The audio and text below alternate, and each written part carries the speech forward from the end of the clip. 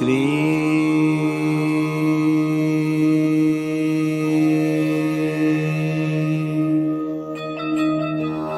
बाबा स्वामी नमो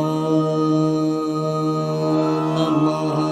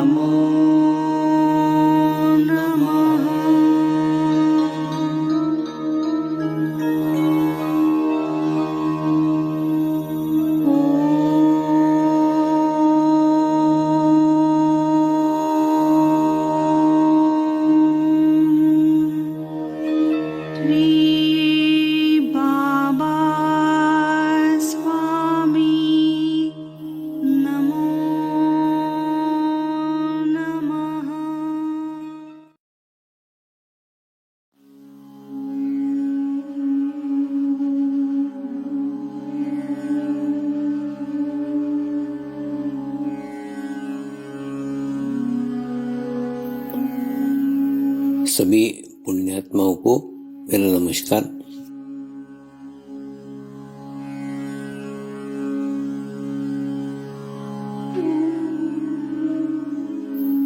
गुरुर्ब्रह्मा गुरुर्विष्णु गुरुर्देवो महेश्वरा गुरु साक्षात् परब्रह्म तस्मै श्री गुरुवे नमः।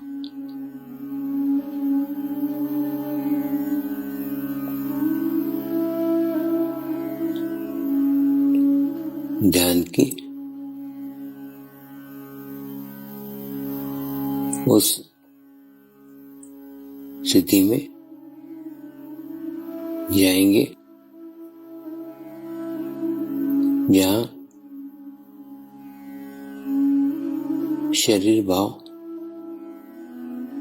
पूर्णतः समाप्त हो जाता है।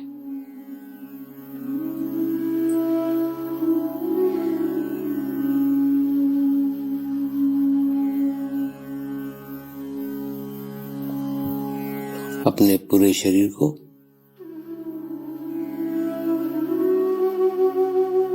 पूर्णतः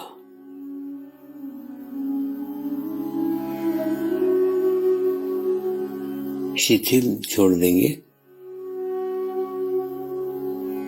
एकदम रिलैक्स हो जाइए।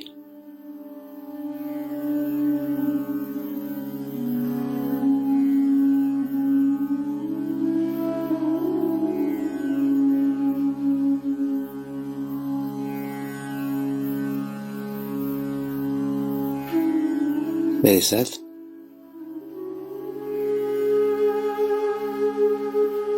मंत्र का उच्चारण करेंगे।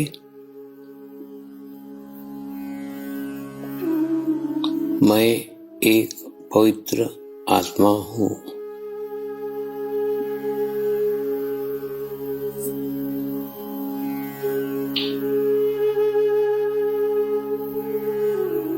मैं एक शुद्ध आत्मा हूँ।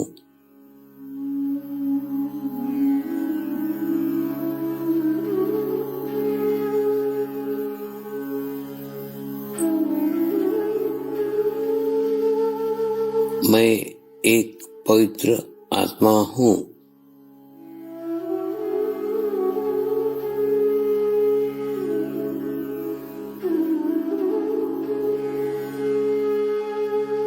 मैं एक शुद्ध आत्मा हूँ।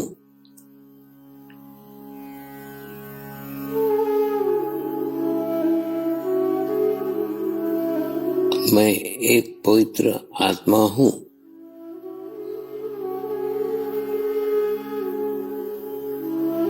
मैं एक शुद्ध आत्मा हूँ।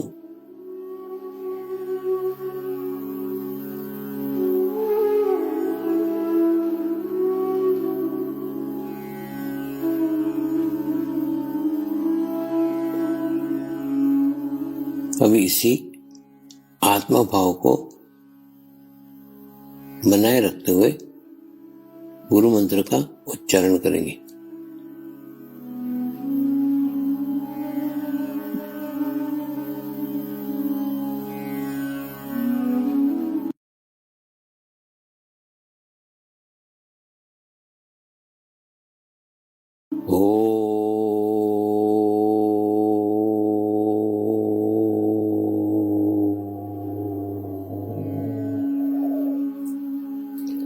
श्री शिव कृपानंद स्वामी नमो नमः।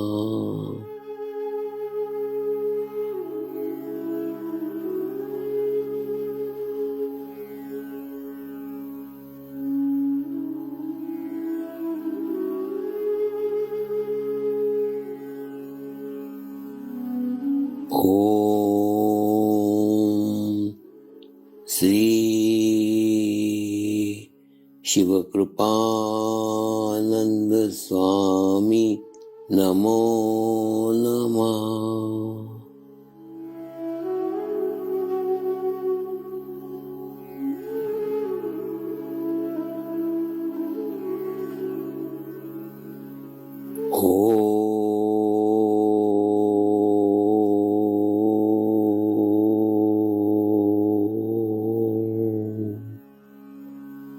श्री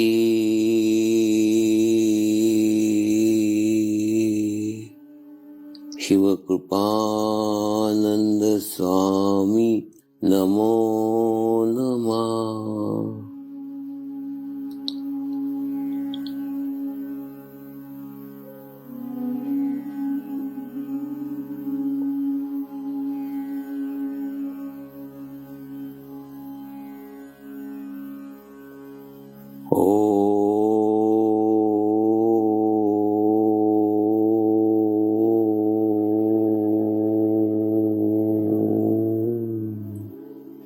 श्री शिव कृपानंद स्वामी नमो नमः।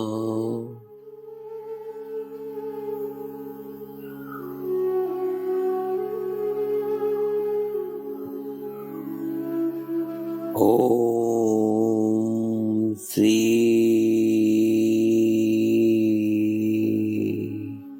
शिव कृपानंद स्वामी नमो नमः।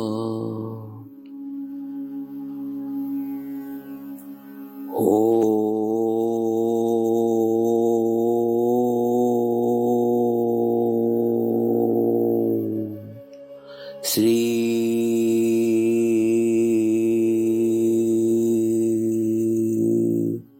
शिव कृपानंद स्वामी नमो नमः।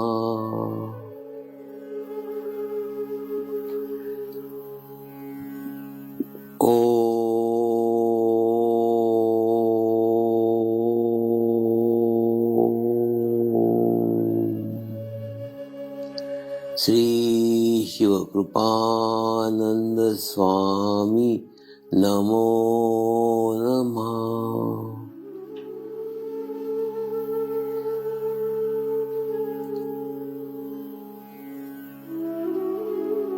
ओम श्री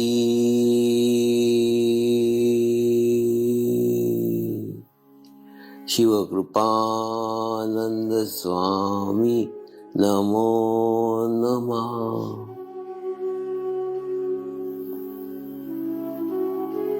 ओम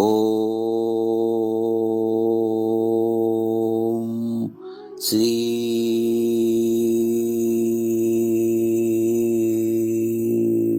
शिव कृपानंद स्वामी नमो नमः।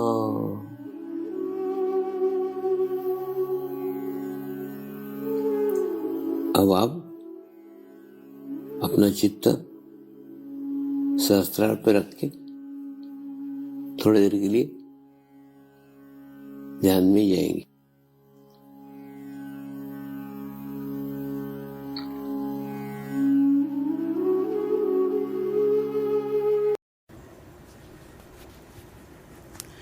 समाधान की स्थिति प्राप्त होगी यानी क्या? हड़बड़ हड़बड़ हड़बड़ जो जीवन की है ना वो समाप्त हो जाएगी। एकदम भीतर से शांति का अनुभव करोगे कि बड़ा अच्छा लग रहा है, बड़ा शांत लग रहा है।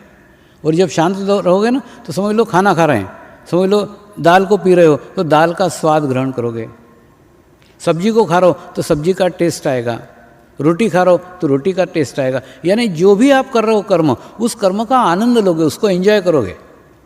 और जो आदमी टेंशन में रहता है ना, तरह खचरा खचर खचर खचर खचर, जैसे गाय भैंस खा रही वैसे खा लिया उसने, माने ना कोई किसी का स्वाद ना किसी को कुछ मालूम नहीं रहता है, वो एकदम भरना कर रहा है, वैसा करता है।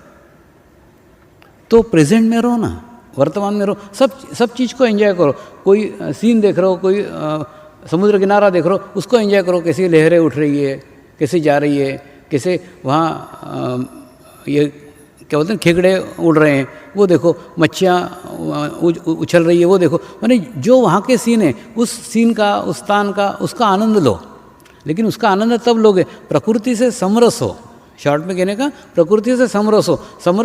समरस कब हो सकते हो? जब आप शांत हो।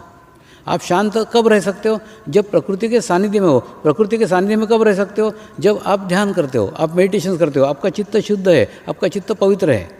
तो उससे क्या होगा? प्रकृति के साथ समरस हो सकते हो, उस जगह को एंजॉय कर सकते हो, उस जगह का आनंद ले सकते हो। ये सब आपके साथ हो रहा है कि नहीं? आप आपका ही परीक्षण करो ना।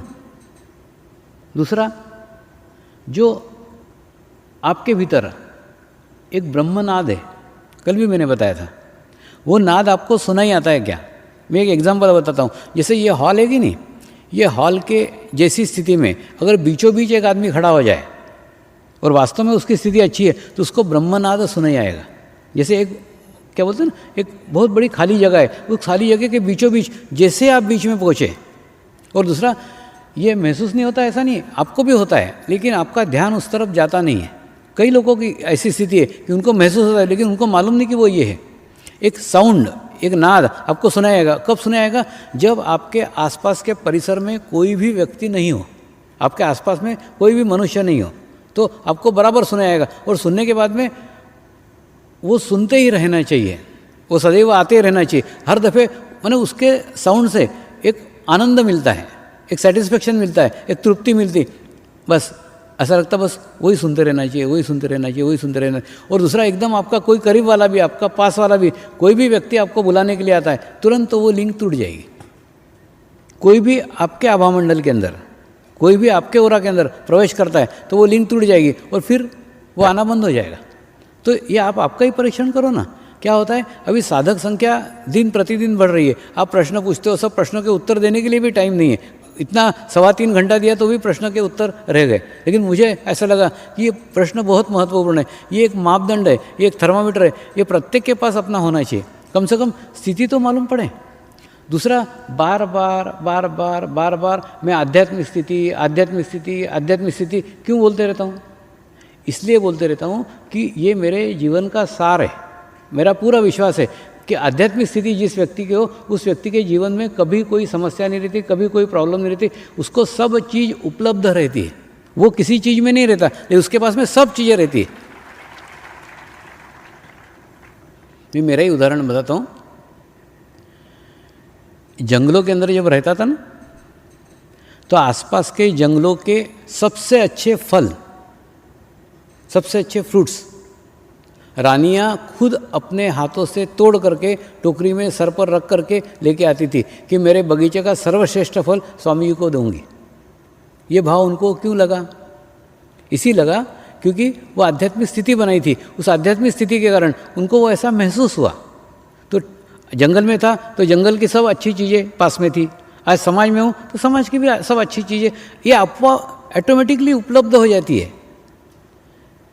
इसके लिए कोई प्रयास करने की, कोई प्रयत्न करने की कोई आवश्यकता नहीं है। तो उसी अनुभव के आधार पर आपको कह रहा हूँ, सिर्फ आप आपकी आध्यात्मिक स्थिति करो और आध्यात्मिक स्थिति करने के बाद ये सब चीज़ें आपके पास में बाय प्रोडक्ट है, ये ऐसे ही मिल जाएगी। इसके तरफ ध्यान देने की आवश्यकता ही नहीं। मैंने कभी जीवन में कभी कोई ध्यान नहीं दिया, इन तरफ कभी नहीं ध्यान दिया। उसके बावजूद भी हर दफ़े उपलब्ध होती चली गई। और दूसरा, पता नहीं क्यों कभी भी भविष्य के प्रति ऐसी कोई अनिश्चितता नहीं लगती कि एकदम पूरा सेट भविष्य है, पूरा कुछ कोई भविष्य की फिक्र नहीं, कुछ नहीं, कुछ नहीं। तो ऐसा वातावरण, ऐसा जीवन आपका भी व्यतीत हो, जैसा मेरा जीवन व्यतीत हो है। मेरी इच्छा है प्रत्येक साधक का ऐसा जीवन व्यतीत हो, लेकिन उसके लिए साधना करने की आवश्यकता है। और दूसरा, आपको तो मार्गदर्शन है, आपको तो गाइडलाइंस है, आपको तो मिल रहा है। दूसरा, आपके पास कितनी कनेक्टिविटी है। देखो, एक बताता हूँ, या तो हिमालय में चले जाओ और अकेले किसी गुफा में बैठ के ध्यान करो, तो ठीक है कि आपके आसपास में कोई मनुष्य नहीं है, आपके आसपास में कोई वैचारिक प्रदूषण नहीं है, आपके आसपास में कोई नकारात्मक विचार नहीं है, आपके आसपास में कोई बुरे विचार नहीं है, कुछ नहीं है, आपके आसपास में कोई वातावरण ही नहीं, कोई विचार ही नहीं है वहाँ। तो वहाँ पे आपका वहाँ पहुँचना कठिन है, लेकिन पहुँच गए तो ये बाकी सब स्थिति वहाँ मिल जाएगी। तो ऑटोमेटिकली आध्यात्मिक स्थिति खुद ब खुद हो जाएगी, क्योंकि वहाँ कुछ है ही नहीं। और दूसरा, इतने लोग ध्यान कर रहे हैं, इतने लोग मेडिटेशंस कर रहे हैं, सालों से कर रहे हैं, तो उनके सिर्फ आप पास जाके बैठो, देखो ये स्थिति खुद ब खुद वहाँ के वातावरण में ही बन जाती है। प्रकृति का ही वहाँ इतना अच्छा वातावरण है कि उस वातावरण में जाते बराबर पहुँच जाएगी। तो एक रास्ता ये है कि हिमालय चले जाओ अकेले, सब छोड़ छाड़ के, ये एक रास्ता है। दूसरा रास्ता, ये संभव नहीं है, मैं आपको सब रास्ते बता रहा हूँ, ये आम आदमी के लिए संभव नहीं है। लेकिन दूसरा रास्ता क्या है? दूसरा रास्ता है, समाज में रह के अगर आध्यात्मिक प्रगति करने की है तो सामूहिक प्रयास ही एकमात्र उपाय है। जब तक आप कलेक्टिविटी में नहीं आते, सामूहिक प्रयास नहीं करते, समूह में प्रयास नहीं करते, तब तक आध्यात्मिक प्रगति कभी संभव ही नहीं है। और कभी भी जैसे बड़े फंक्शंस आते हैं, गुरु पूर्णिमा हो, चैतन्य महोत्सव, जो भी बड़े, उस बड़े फंक्शन को कभी मिस मत करो, क्योंकि यहाँ जो सामूहिकता मिलती है, जो कलेक्टिविटी मिलती है, जो एक साथ रहने को मिलता है, एक साथ देखो, हो सकता है व्यवस्था में कुछ त्रुटियाँ हो, वो व्यवस्था उतनी अच्छी नहीं हो, सब कुछ हो, उसके बावजूद भी जो सामूहिकता का एडवांटेज है वो सबसे बड़ा लो, वो सबसे अच्छा है, उसको ग्रहण करने का कोशिश करो।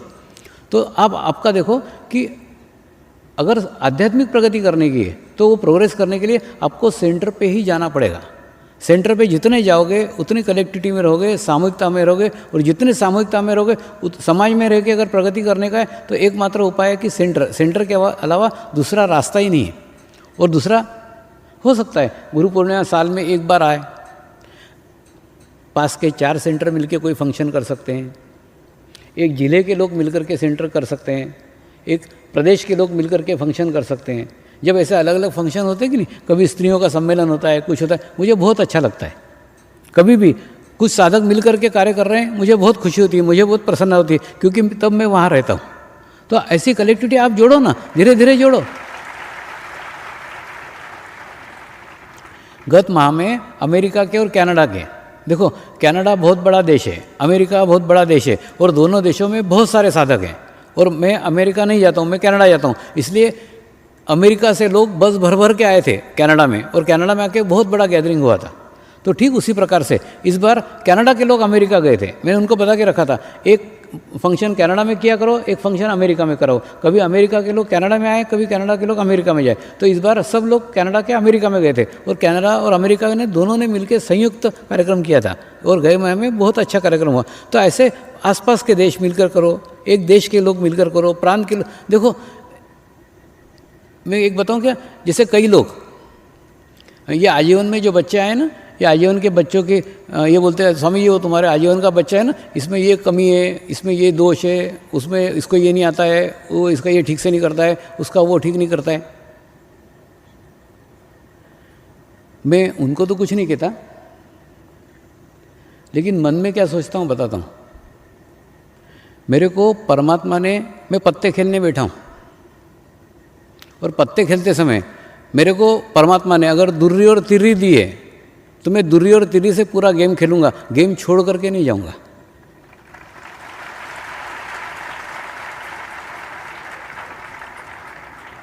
ठीक उसी प्रकार से ये आजीवन के जो बच्चे हैं ना, ये मेरे दुर्री तिर्री के पत्ते हैं, दुर्री है तिर्री है, लेकिन वो मेरी है ना, उस दुर्री को ही मैं कल इक्का बनाऊंगा।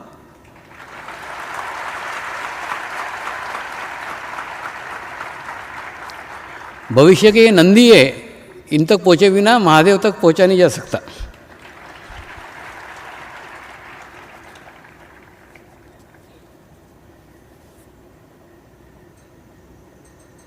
कहने मतलब जो कुछ अपने पास मिला है उसको अच्छे से अच्छा किस प्रकार से कर सके, उसका कैसे से कैसे ज़्यादा उपयोग कर सके, इसकी हमारी कोशिश होनी चाहिए, इसका हमारा प्रयत्न होना चाहिए। तो यहाँ पे सामूहिकता नहीं है, यहाँ कलेक्टिविटी नहीं है, यहाँ लोक नहीं है करके रोते काय को बैठते हो? कोई दूसरा रास्ता खोजो ना, दूसरा मार्ग खोजो। प्रत्येक जगह मार्ग मिलेगा, मार्ग है, मुझे दिख रहा है। सिर्फ आपको मैसेज दे रहा हूँ, आपको मैसेज समझ में नहीं आते। और मैसेज इसलिए समझ में नहीं आते क्योंकि आप मेरे करीब ही नहीं हो। आप करीब इसलिए नहीं हो क्योंकि मैं आत्मा के रूप में आपके पास में हूँ। जब तक आप उसको समय नहीं देते, आप उसे टाइम नहीं देते, आप उसे जो टाइम देने को कह रहा हूँ वो वास्तव में वो अपना कनेक्शन का समय है। आप जितने आत्मा के करीब जाओगे उतना मुझे अपने पास पाओगे, अपने करीब पाओगे। मैं आपके ही पास में रहता हूँ। अरे बाबा, कहते तो रहता हूँ मैं तुम्हारे दरवाजे पे आके दरवाज़ा बजाता रहता हूँ, लेकिन दरवाज़ा खुला ही कभी नहीं मिलता। तो थोड़ा मार्ग खोलो। सबके पास कुछ कमियां, कुछ ज़्यादा रहता है, सब परिपूर्ण नहीं रहता है, लेकिन जो कुछ अपने पास में उन साधनों का, उन संसाधनों का कैसे अच्छे से अच्छा उपयोग करो, उसका प्रयास करो ना। तो सेंटरों के ऊपर सामूहिकता बढ़ाओ, कलेक्टिविटी, कैसे सामूहिकता बढ़ी जा सकती है, कैसे कलेक्टिविटी बढ़ी जा सकती है, उसके प्रयत्न करो, प्रयास करो, छोटे छोटे करो, चलेगा। लेकिन जब भी कहीं समूह में इकट्ठा होता है, जहाँ 5 साधक एकत्र हुए वहाँ मैं हूँ, ये ध्यान रखना। कभी भी मैं अकेले में किसी भी व्यक्ति के साथ में नहीं हूँ, क्योंकि मेरा अस्तित्व ही सामूहिकता में बटा हुआ है। तो जितने कलेक्टिविटी में जाओगे, जितने सामूहिकता में जाओगे, उतना ही मुझे करीब पाओगे। इसलिए आप अपने थर्मामीटर लगा करके देखो, उस ब्रह्मनाद तक आप पहुँचे हो या नहीं पहुँचे हो, और वो आपके अंदर है। वो आपके अंदर से सुनाई भी आ सकता है, लेकिन वो सुनने के लिए आपके पास समय चाहिए। आपके पास उसको समय देने के लिए समय नहीं है। थोड़ा समय निकालो, थोड़े एकांत में जाओ, परिवार, फैमिली सब छोड़ के थोड़ी देर के लिए एकांत में, एक दिन भर में थोड़ा समय अवश्य निकाला ही करो। नहीं निकाल सको, कम से कम रविवार को निकालो, एक दिन निकालो, लेकिन निकालो। और वो ब्रह्मनाद के ऊपर केंद्रित करो। आपके अंदर से कुछ आवाज़ आ रही क्या? आपके अंदर से कुछ मैसेज आ रहे हैं क्या? होता कि नहीं? जैसे अपन रेडियो लगाते, कोई दूर का स्टेशन पकड़ते, बड़े कान लगा के सुनते थे कि हाँ क्या बोल रहे हैं, क्या बता रहे हैं, क्या। वैसे आप भी आपका ट्रांजिस्टर ऑन करो और वो दूर का स्टेशन पकड़ो। उस दूर से ही मेरी आवाज़ आपको सुनाई आएगी। फिर आपको बराबर उसके मैसेजेस आएंगे, संदेश आएंगे, ब्रह्मनाद सुनाई आएगा। लेकिन जिस प्रकार से वो आकाशवाणी चालू होती कि नहीं, उसके पहले उसकी धुन आती है, ठीक उसी प्रकार से मेरे संदेश मिलने के पहले आपको ब्रह्मनाद सुनाई आएगा। ब्रह्मनाद सुनाई आने लग गया, इसका मतलब बाद में मैसेजेस आने वाले हैं। लेकिन उस स्थिति तक आपको जाने का है, उस स्टेज तक आपको जाने का है, और ये आप जा सकते हो, इतना मुझे पूर्ण विश्वास है। सिर्फ आपके उसके लिए प्रयास करो। प्रयास करो मतलब क्या? थोड़ी देर बैठो ना, थोड़ी देर अकेले बैठो, धीरे धीरे बैठते बैठते बैठते बैठते होगा। और दूसरा, एकदम अपेक्षा मत करो कि एकदम जाके बैठे, 1 दिन बैठे, 2 दिन बैठे, 3 दिन बैठे, अरे स्वामी जी मैं तो 3 दिन बैठा, वो आ ही नहीं। तुम जितने डिस्टर्ब रहोगे उतना वो ब्रह्मनाद सुनाई आने को टाइम लगेगा। जितने सेट रहोगे उतना तुमको जल्दी सुनाई आएगा। तो तुमको कितना आएगा ये प्रत्येक का अलग अलग है। और दूसरा,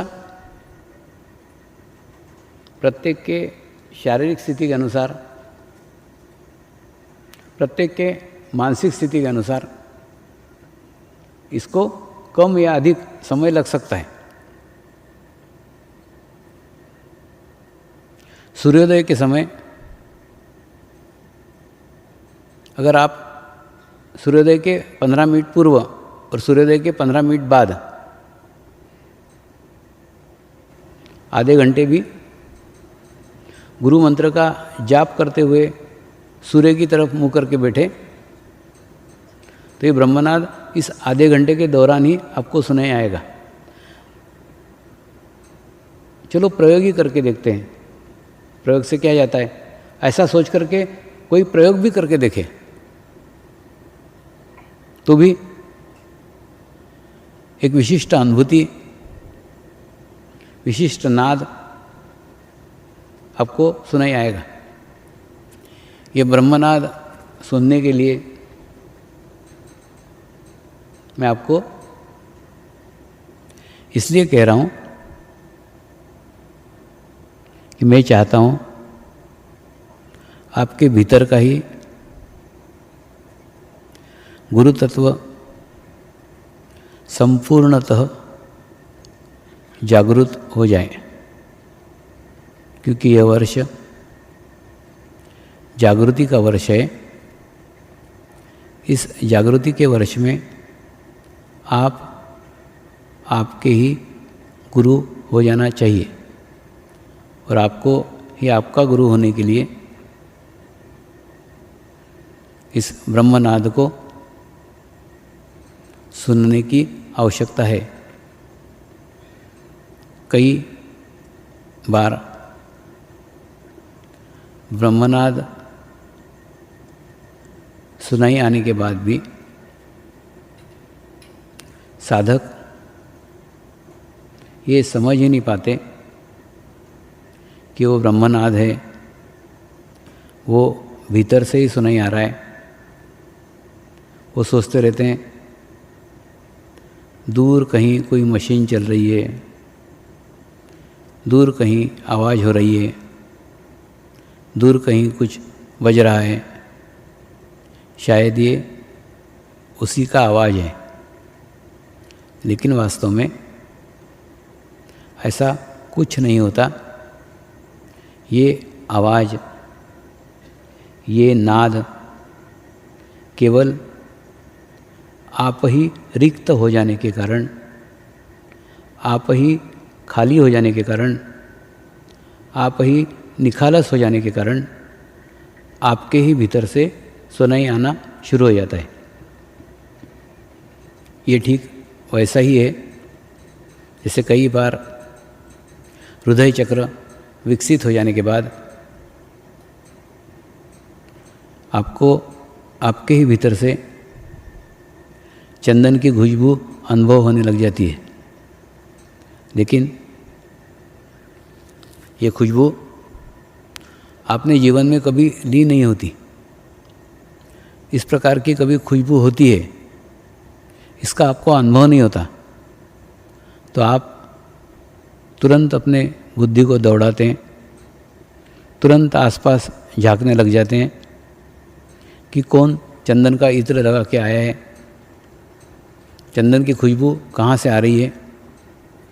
यानी आपकी मानसिकता बन गई है कि चंदन की खुशबू मेरे अंदर से कभी आ ही नहीं सकती, मैं कभी इतना शुद्ध हो ही नहीं सकता, मैं इतना पवित्र हो ही नहीं सकता कि मेरे भीतर से खुशबू बाहर आए।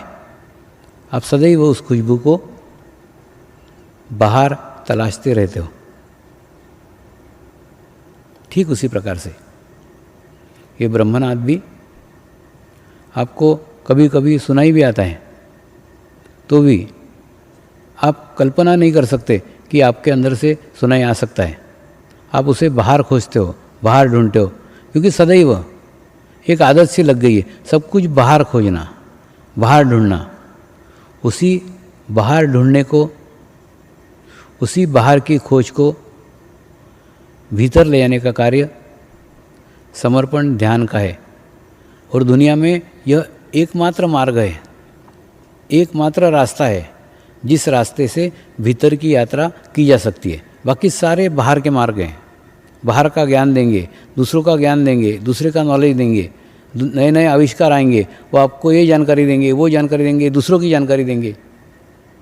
लेकिन अपनी जानकारी देने वाला कोई भी उपकरण, अपनी जानकारी देने वाला कोई भी आविष्कार नहीं है।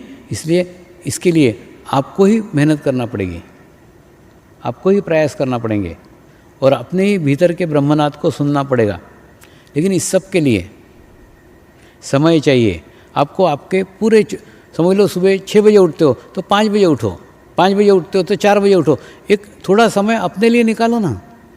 सब इतना तो सब के लिए करते हो, अब थोड़ा समय अपने लिए निकालो और अपने निकाल करके थोड़ा एकांत में रहो, शांत रहो। एकांत इसलिए कह रहा हूँ क्योंकि आपके आसपास अगर भीड़ रहेगी, आपके आसपास अगर समूह रहेगा, तो वहाँ विचारों का प्रदूषण चलता रहेगा। फिर आप एकांत में जाने का भी कोशिश करोगे तो भी नहीं होगा। जिस प्रकार से एक पेपर वेट रहता है कि नहीं, पेपर वेट रखा हो तो पेपर नहीं उड़ सकता, अगर पेपर उड़ाने का है तो पेपर वेट को हटाओ। ठीक उसी प्रकार से अगर आपको आपके करीब पहुंचने का है तो आपको इस भीड़ भाड़ से थोड़ा दूर हटना पड़ेगा, दूर जाके बैठना पड़ेगा।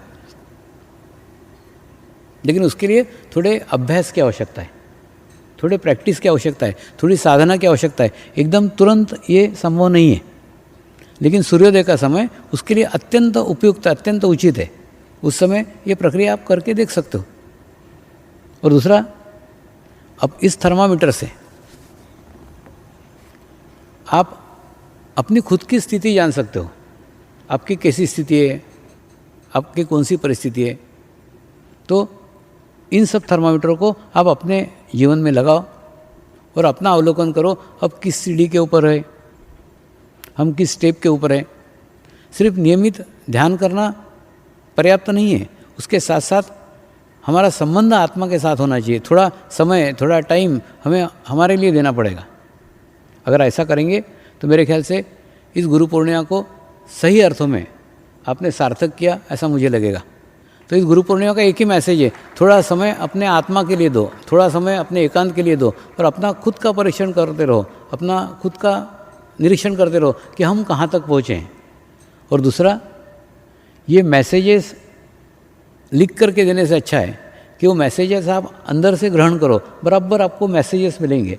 ये प्रयोग आप कुछ दिन भी करके देखोगे तो आप देखोगे गुरु पूर्णिमा में, अगली गुरु पूर्णिमा में आपको खुद को मैसेजेस प्राप्त होंगे। नमस्कार।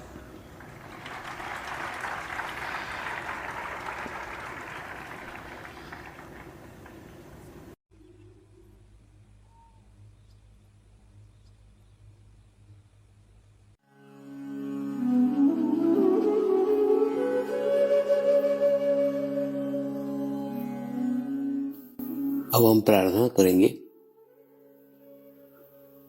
सभी आत्माओं की आत्म उन्नति हो, आध्यात्मिक प्रगति हो। यही हमारी प्रभु से प्रार्थना है। नमस्कार। जय आत्मेश्वर।